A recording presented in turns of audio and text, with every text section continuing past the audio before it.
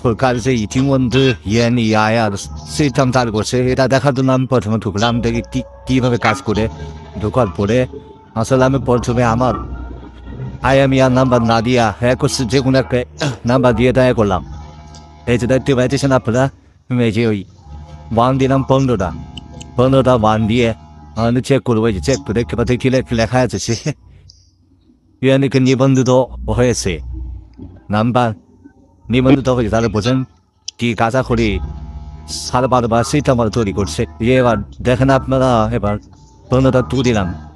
এবার দেখি এটাও দেখি আইএমই নাম্বার এনইআইআর সিস্টেম নিবন্ধিত হয়েছে এবং ব্যবহার হচ্ছে।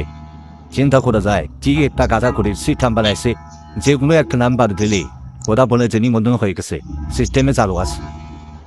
তাতে এতে কি হলো, আমার নাম্বার কথা এখন আমরা দিলাম না, উল্টাপাল্টা নাম্বার দিলেই বলতেছে যে হয়ে গেছে, নিবন্ধন হয়ে গেছে, সিস্টেমে চালু আছে। তাহলে এটা বাধা কি দরকার ফোন তেমন সেটাও মতো পারলো।